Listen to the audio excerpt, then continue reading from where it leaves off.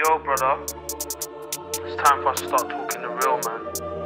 We've been sugarcoating too much. We've got to start calling everything out for what it is. Well, hey guys, new wheel time. Of course, you know what this wheel is, the Sherman L, even though the box for some reason is labeled P on all the Sherman L's that I've been seeing out there. It's kind of weird, but inside it's supposed to be an L. And first, a huge shout out to Jason at eWheels. Thanks, Jason, for providing me this wheel for testing and play. And I will be doing plenty of both. I'm really excited for this long range wheel now. I never had access to a Sherman S or the Patent. I've ridden both, very little though. Never provided one for testing. Of course, I have the Lynx.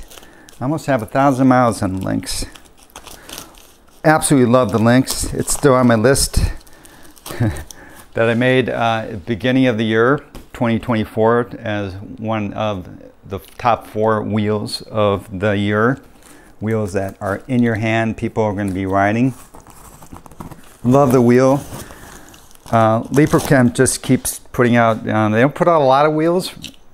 You know, like compared to Begode, but what they do put out are very nice, and I am really looking forward to this. Now today, it's July 14th, it's a Sunday. I spent the whole day, I was out riding with Duff, Roger, Don, and others. It was supposed to originally be delivered yesterday, and I was going to do a group ride showing off this wheel, but FedEx canceled the delivery, and it came today when I was out riding. So I need to set this up because I might ride this for maybe a few miles tonight because it'll be dark when I finish setting this up. But tomorrow I'm doing a ride with Duff. He's here one last day, and we're going to do a 90-mile ride in the mountains, and I'm going to let him do the honors of the first ride. He has a Sherman S, so it's going to be really good, I think, to see what he thinks about this wheel compared to the S.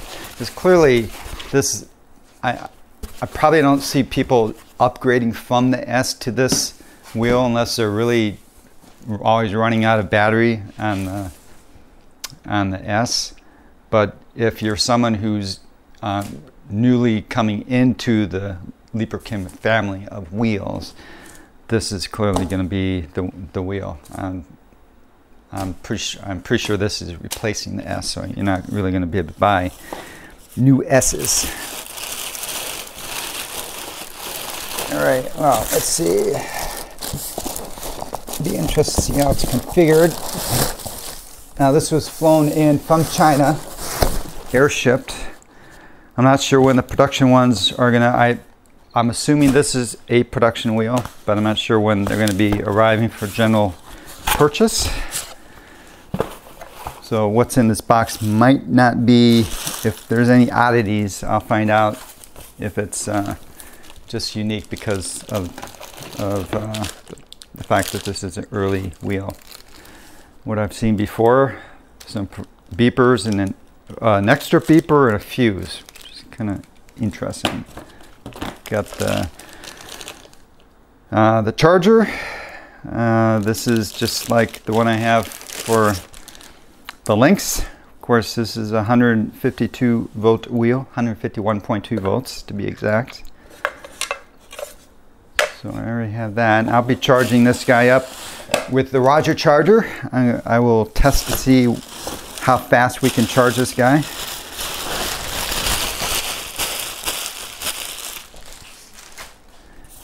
All right, so I'm gonna wiggle this out. Hey, we all have different ways of getting wheels out of the boxes, so don't criticize me for not doing it your way. I know you can disconnect to undo the bottom and all this kind of stuff, but I'm gonna do it this way. Slide it out. Hopefully.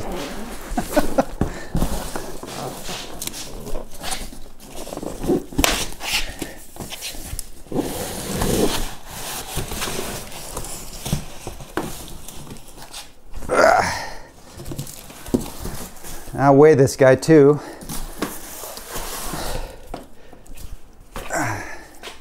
See how much it weighs, but obviously it looks very similar to all the recent Leaperkim wheels, though I'm sure there are little bits of difference. All right, let me muscle this guy up on the bench, and then we can take a closer look at certain elements. All right, I'm going to be rolling this up on top of the table, so I need to turn the wheel on, and of course it won't turn on because it's in sleep mode. So if you're new to Leaperkim wheels, the way it's shipped in shipping mode is all you have to do is you plug in the charger, and then it will unlock. Now right away, this charging port is not the most convenient. It's one thing common with a lot of wheels is they don't, sometimes these charge ports are not easy to get to.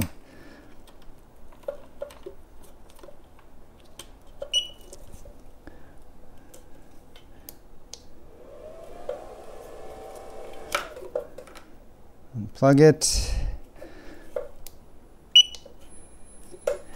And now it's balancing. So now I can roll that up to my table. Okay, so again, don't make fun of me how I'm getting this up on that table, but I don't want to get a hernia. So I'm using the ramp I used to load it into my truck.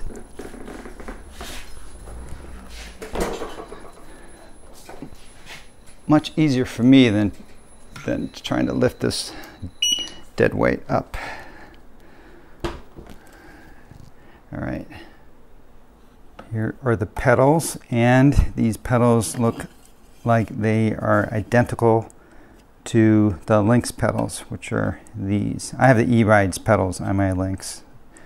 So good, we don't have another new pedal design that we have to worry about.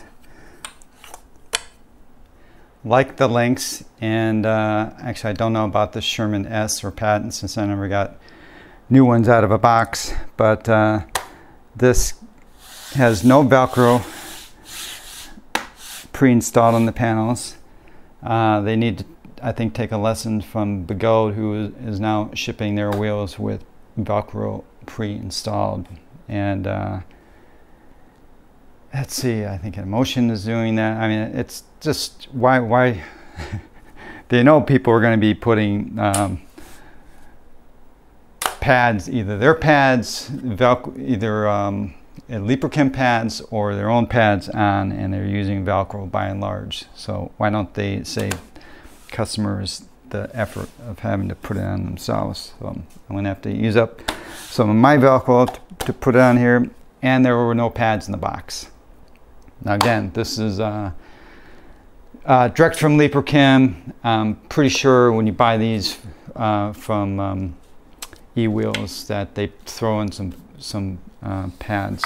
So I will have to find an extra pair of pads or take one off one of my other wheels to use this. But it's got the same, again, same mechanism in the front. Some people like it, and some people don't. It's easy enough to take this off. I personally like them. So I'll have to compare this to the Lynx to see if at least the shape is the same. That would be cool, because there are accessories you can get to pad this out to make it fit your feet better. So it'd be cool if we can use those without designing new ones. Let's look at this tire. First of all, you can tell that it is a tubeless tire. Very cool. I mean, a lot of our wheels are tubeless tires, but this is actually does not have a tube in it. You can tell from the valve. I've not seen this. I don't recognize this tire. It's an 80/90 14 MC TNT. Interesting tread pattern. Closer look at the pattern. I would say this is a street tire. Should be very interesting to see how it rides. And the actual inflated width of this tire is about almost 3¼ inches. So it's nice beefy tire. It'll be very interesting to see how it rides.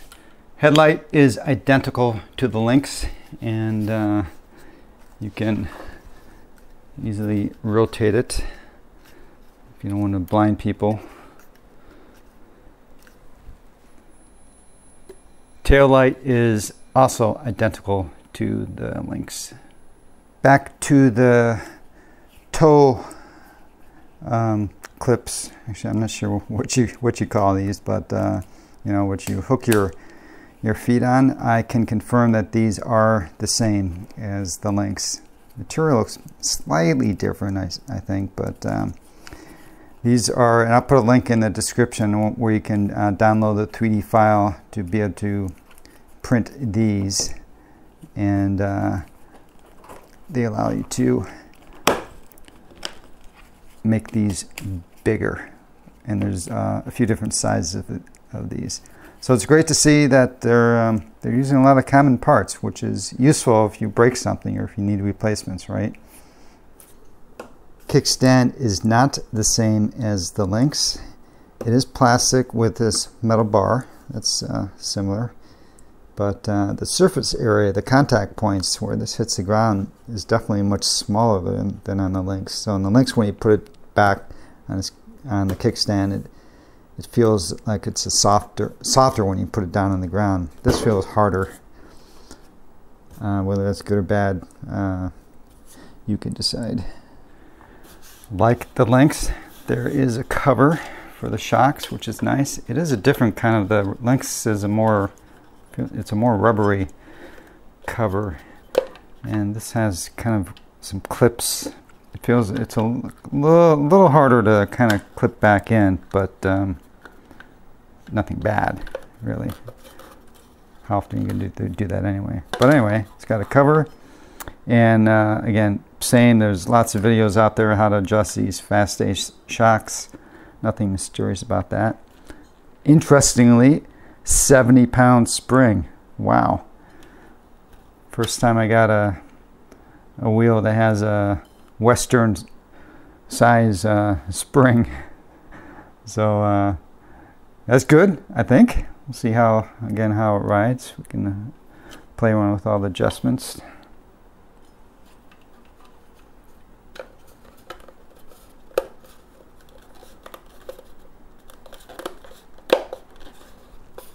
Good fit though.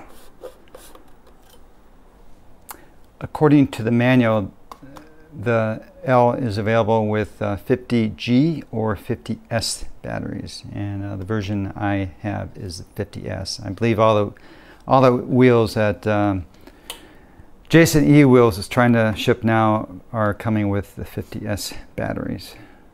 Let's take a look at the motor. Leaperkim looks beautiful. And it is a 3200 watt motor. I think I saw somewhere, I think maybe in the manual. Let me take a quick look in the manual here. The specs. That peak power 8,000 watts. Whether you believe that or not, I'll let you decide. While I'm here, I'm going to check the pressure. I gotta tell you, I love this valve. Wow, it just feels really cool. This solid chunk of metal here with the valve stem. Let's see what came with the 28 psi. I wonder if they knew it was coming to me, because 28 psi is exactly what I aim for on most wheels nowadays. I'm not doing extreme jumps or anything where I have to worry about bending the rim. So very cool. Alright, so the trolley handle wasn't fully obvious when I first tried to lift this thing, but there's a little lever in the front, And this seems to be the new style of trolley handles. I'm not sure what I think about it. I just wish they locked up. There's got to be a way to make a mechanism that locks down and up. So just like the Falcon or the ET Max, they have these kind of lever handles. Very comfortable height. I'm 5'11". Feels very nice to wheel around, but again, wants to kind of dip down a little bit. I don't know. Definitely prefer if it locked. And it feels like it's plastic, but apparently it's magnesium, which is very cool. Now, this certainly won't be able to take the seat that you can currently buy. I don't know if it's, well, it's a common seat that you can buy for the Lynx. That definitely won't fit on this. I really want to be riding this wheel seated. So I'm going to have to make my own seat, come up with something nice that I can experiment with. But initial riding will be without a seat. And I don't know, that's about it. The display, all the settings looks identical to the Lynx, so nothing mysterious about that. All right, what I'm going to do now is I'm going to clean these surfaces, put Velcro on both sides, find some pads that I want to put on for the ride tomorrow.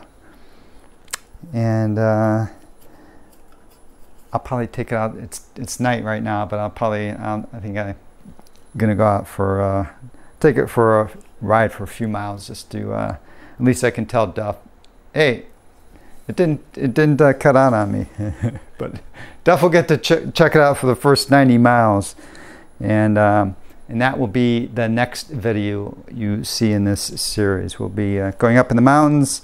We will be charging it midway, so it won't really be a range test. But I'll be riding. I'm going to be riding the Master Pro, and there'll be EX30 riders.